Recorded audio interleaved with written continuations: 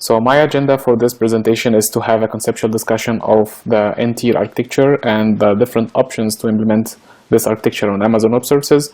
And then we will have a discussion on how to go serverless. And then we will have a demo of creating an end-to-end serverless web application on Amazon Web Services. So in the simplest terms of N-tier architecture, this is how it looks like. You have your backend or your data tier. This is where you keep your data, whether in a database or an ERP or any other sort of data storage. And on top of your data tier, you have your data access layer or the model layer. And this is where you provide APIs to do the basic add, update, delete operations on your data. And then you can expose this data access layer as services for your clients to use. And then in your presentation layer, you have your different client types, whether it's a web client, a mobile client, any other sort of clients that utilize your services exposed from integration layer to interact with your data. So usually these layers are translated into servers. So in your presentation, you have a web server to keep your static file and present them to the internet. In your integration and DAO layer, you have application server. You could combine them in one server or split them to different tiers, depends on the complexity and the architecture of your application. And in your backend, you have one or more databases or ERP systems or any other sort of data storage. Usually, if you would like to eliminate the single points of failure and make sure that you are highly available, you will start provisioning more and more servers in each of these layers. And soon enough, you'll find yourself adding load balancers and distributing the load between servers, and also providing the logic to identify the failed instances and to replace them, or provide self-healing strategies within your environment, and so on. Soon enough, you'll find yourself ending up with something like this, which is the gold standard for highly available environment, by provisioning the same environment in a passive mode in a different region. So you make sure that you can recover from disasters in a specific region. And definitely you can see how big the environment could be, and no matter how big or small your application, you could spend so much effort and money on provisioning such environment and keeping it and maintaining and operating this number of servers all the time. Definitely by offloading this infrastructure to the cloud, you are taking a lot of the operation complexity from your shoulders. However, you are still in some scale responsible for your servers. So generally, how would we implement these tiers or these architectures or deployments on Amazon Web Services? There are definitely a lot of options, and we can go into so much details, but this is not the scope of this presentation, so I'll just mention what are the options available. So you could utilize virtual private cloud, EC2 instances, and RDS, which is relational databases, or DynamoDB, which is the NoSQL databases, and implement your tiers manually. You could utilize something like OpsWorks, which is Amazon tool or Amazon version of Chef. And in OpsWorks, the environment is architected as layers of stacks. So you could have a layer for your presentation, a layer for integration, a layer for database, and so on. You can utilize CloudFormation, which is Amazon Web Services scripting language to script your environment creation. And you can create versions of your environment. You can utilize this to deploy multiple environments in multiple regions without going through any manual configurations. You could utilize CloudFormation to also run environment test scripts to make sure and verify the environment after installation. And with CloudFormation, you can group everything in one stack, so you can easily delete this stack if you would like to redeploy your environment, and so on. You could also utilize Elastic Beanstalk, and the Beanstalk is a service that takes your application and creates whatever infrastructure needed to make this application up and running. It hides the complexity of the environment from you. However, you are still responsible for the servers created as part of your application deployment. So to go serverless, there are many services offered from Amazon Web Services that you can utilize without running a server instance. It could look something like this. So you could utilize DynamoDB for your database, and actually you could also utilize RDS. Both of them are serverless. You don't maintain any servers behind these databases.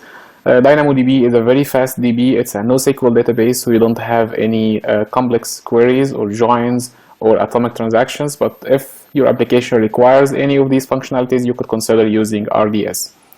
You could also utilize Lambda for your data access layer, and this is where you go and write a function that you would like to run as a response to a specific event in your environment, and then you can create these events and attach them to your Lambda functions. And these events could be a file upload to a bucket, a record inserted in database, a URL, and so many other triggers you could use as events to a Lambda function. And then you could utilize API gateway to expose these Lambda functions as REST services or a REST-like services. So you could have a URL to a specific function. When you trigger this URL, it will trigger your Lambda function, which will provide you access to your database. And then you could utilize S3 for your presentation layer. S3 is an object storage service from Amazon Web Services. You can think of it as a Google Drive or a drive on the cloud. And you can configure a bucket, which is the high-level container of your objects, to function as a website host. So let's get into the console and try creating an application utilizing these services and see how it goes. I will start by creating a table in DynamoDB, and then I will create a Lambda function to access this table, and then I will create an API gateway to expose the Lambda function, and then I will deploy my static artifacts to the Amazon S3. And then I will use route 53 to assign a domain name to my website. So I will go to DynamoDB, create a table. I will name my table books, and I will choose book ID, which is a number, as my primary key. As you see, this is the only information needed for DynamoDB. It's a NoSQL database. You can later on create your records with whatever structure you need for each record. Okay, my table has been created. Now I will go to the items tab and I will create one item. So I will add a record with book ID 1, and I will add a name and author for this book. So book name is Serverless Applications.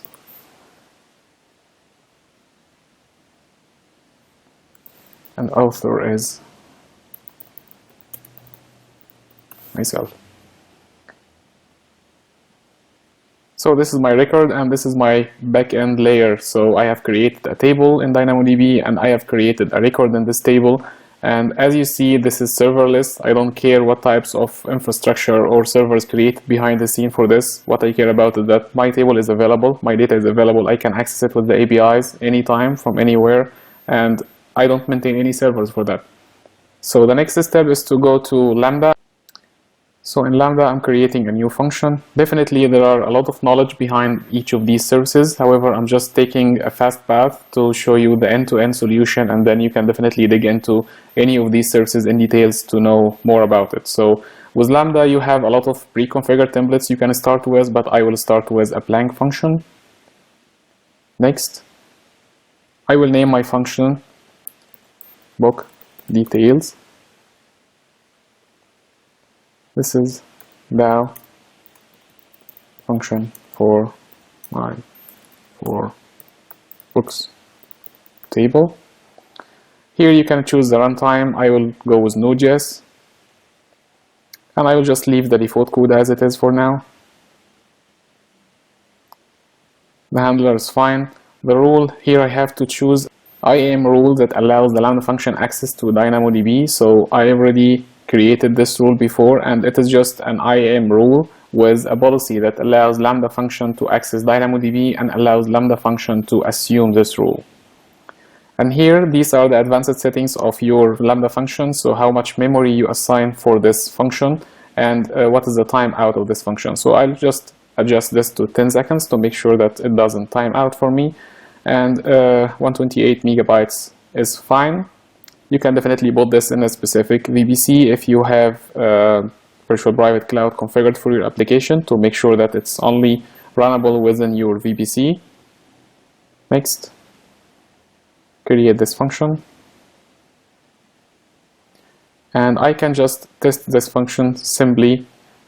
It asks you here to provide inputs. I'll just test it with the default input. And this is what comes back from the function. Hello from Lambda. This is what we have configured here. So now I will change this code to actually expect an input of book ID and use this book ID to retrieve the data from DynamoDB. And you will see how easy this code looks like. So this is now the code required to run my Lambda function. Here I'm just doing some declarations at the beginning, and then I'm logging the parameter I'm expecting, which is the book ID, and I'm creating an input parameter with this value, with the value of the book ID, and then I'm using the doc client to call my DynamoDB, and I'm targeting a table with the name books, and I'm passing these parameters so it should retrieve the record that matches this input. And these are my callback functions, so in case of error I just log this to the console, and in case of success I return a JSON bars of the returned data to my caller. So to test this function I have to create a JSON structure that matches my structure here. So I will just use configure a test event here. And here's my JSON structure with params, query string, and book ID of 1, and I will save and test this. And you will see here that the input returned is the data returned from my table. So now I have my data layer of DynamoDB, and I have a Lambda function functioning as my DAO layer, which is providing the API to access my database. And then I will next expose this Lambda function as a REST service, and I will do this through the Amazon Web Services API gateway. So this is my next step, going to the API gateway.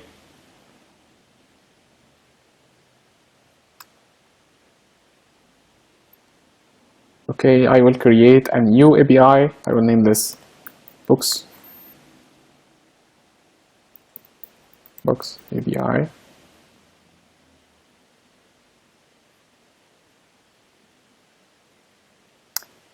So as you see here, it offers you resources. This is exactly very similar to the REST structure of services. So you can add methods, and you can configure what each method is supposed to do. So I will add a resource, which is a method, a REST method, and I will name my resource book details.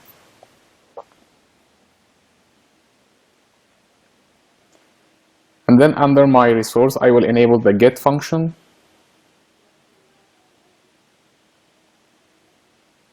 And I will let the get function go to a Lambda function.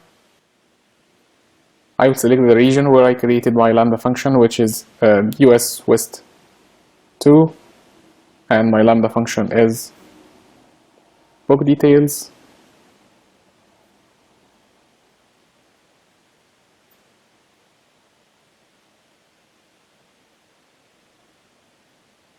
And here I have to configure some stuff about my source function. So I configure here query strings and how to pass these query strings to the Lambda function. So I will go to method request, and I will add some query strings. I will actually add only one, which is the book ID.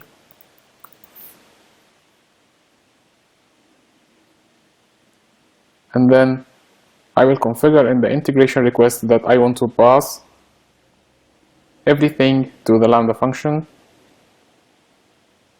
as JSON.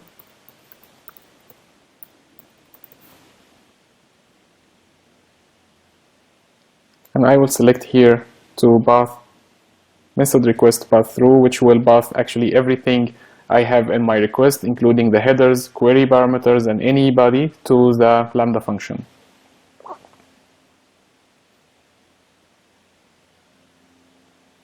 So now I have all the configurations done for my API. I can test it.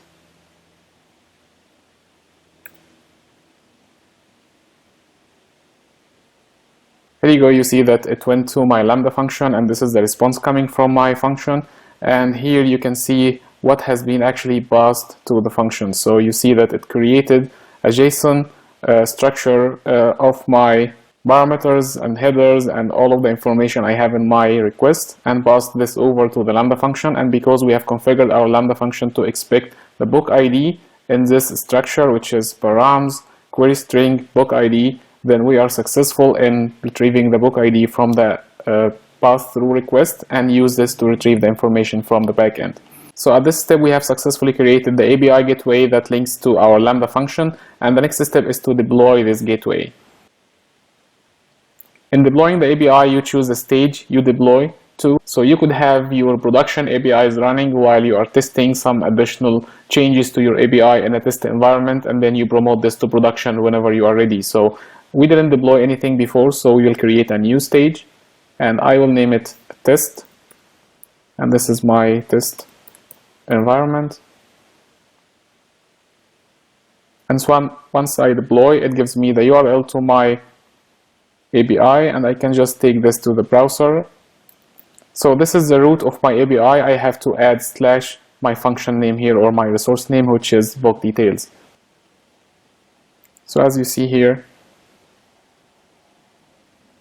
I just took the URL to the browser and adding the resource name, which is book details, and adding the parameter book ID equal 1, and this is the response I got from the REST method. So now we have our API gateway ready, and the next step is to deploy our static resources to the S3 bucket, which will function as our website host. And before doing this, we have to figure out how we are going to interact with the REST method here. So in our case, we are going to invoke this as an AJAX call, and for this case, I'm downloading the client generated from the API gateway for me to use in my static resources. So if you get here, you have SDK generation, so you can generate different clients to interact with this API gateway. I will choose JavaScript, generate SDK.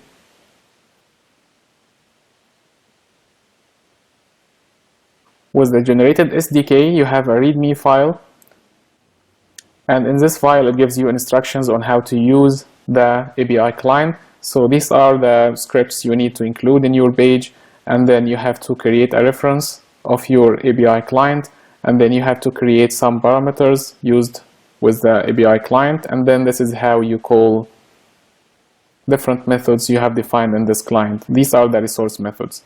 So in the API client itself, there are a bunch of calls, a bunch of definitions, but what we care about is the API client.book details get. This is the actual resource and the method we have defined in our function, and regardless of what's written here, all of this is generated. This is how you call your API from your static resource. So here I have my static page, the HTML page that I will deploy to S3, and you can see that it's really very simple, just HTML with a bunch of styles, and then I have the scripts here, so I have to copy the scripts as advised in the README file.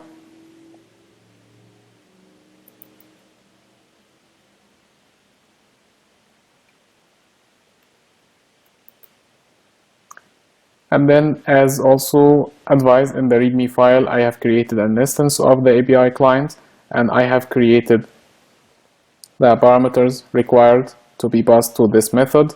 And actually, in getting the book ID, I'm just getting this from an input parameter from my form. And this is the function that will execute on the submission of the form. So I'm just getting the parameter, the input parameter from the form, and adding this into the JSON structure and passing this to my method. So here I have to find the correct method name as I created it.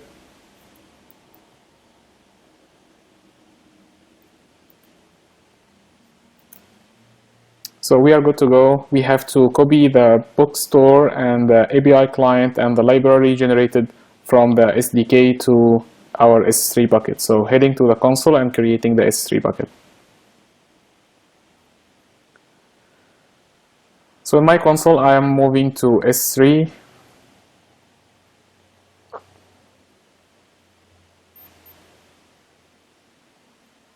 And I will create a new bucket. I will name it books.mserver.online. So definitely when you are creating a bucket, the name has to be globally unique. And if you would like to attach this name to a domain name, then you have to follow the same pattern that you will follow in your domain name. So I own the domain mserver.online, and I will just add a prefix of books and I will use this later on to assign the domain name box.mserver.online to my bucket.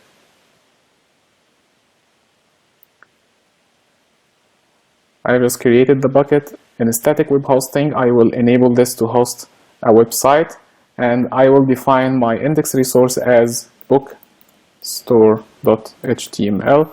And here you see that it generated an endpoint. So anytime I fire this URL, it will take me to the bookstore.html, and from bookstore.html I can reference anything else within the bucket. So then I will get into my bucket and upload my data. So here I have added bookstore.html, I have added API client, and I have added library. Both API client and library are auto-generated by the API gateway. And then I will start the upload.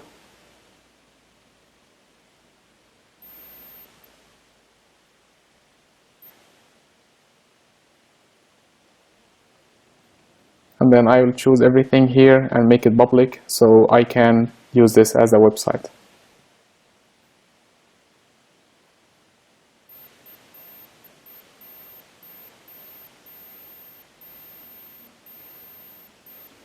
So now let's get to the endpoint of the bucket and see how it looks like.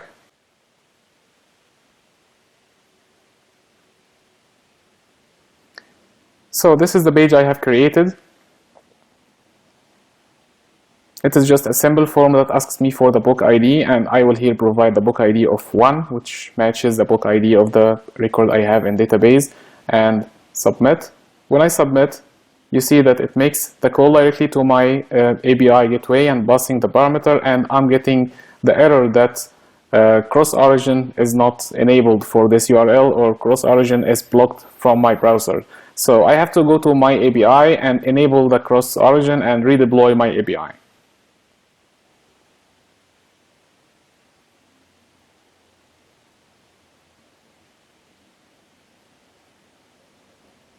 Books, book details, enable CORS, enable, yes.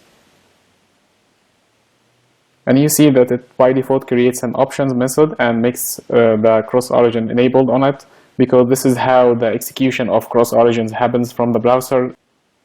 It usually fires an options call first to make sure that the get or the post operation is enabled for cross-origin, and then it follows this with another request to the actual method when the cross-origin is enabled. So now I have did the change, and then I have to redeploy my API to the test stage.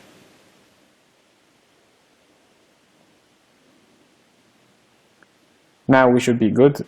If we go to refresh this bucket again and hit the number 1 and submit, here you go. It makes the call to my API and retrieves the data from the backend.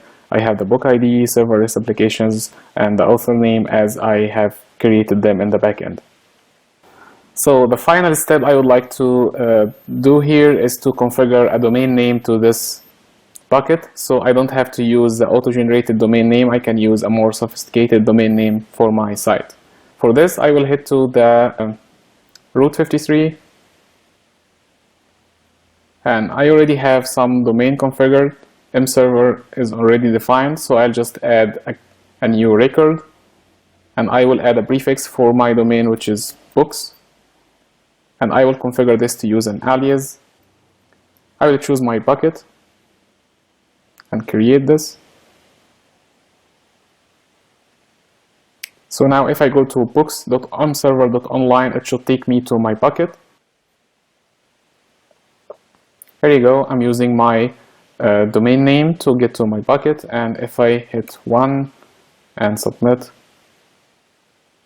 this returns the data from the backend. So now you see this is an end-to-end web application. It could be trivial or simple, but it's a full end-to-end application with a presentation layer of HTML with scripts and styles. So for this, you could go as advanced and as sophisticated as your skills allow you. And for the integration layer, we have REST-like service that fires when we submit our form. And it takes us all the way to the backend through a Lambda function representing our data access layer. and this hits the backend, which has been defined as DynamoDB table and returning the data back to the UI. So definitely with this architecture, you can go very advanced. You can create as many services and as many API gateways as you wish. Definitely there are soft limits you can extend, and definitely you can manage your cost the way you want. And the good thing about this is that you are only charged for the services you use and when you use them. The only thing I would like to highlight here is the security of your API gateway. I will not get into this, but it's definitely possible to secure your APIs based on web federations. So you can use and utilize many services offered by Amazon Web Services to secure your APIs. One of them is web federation, so you can just ask your end user to log in with some of the social media accounts, and then you can use this and utilize this to get a secure token from Amazon Cognito or STS and utilize this token to securely call your APIs. I hope this has been helpful to you, and enjoy your serverless applications.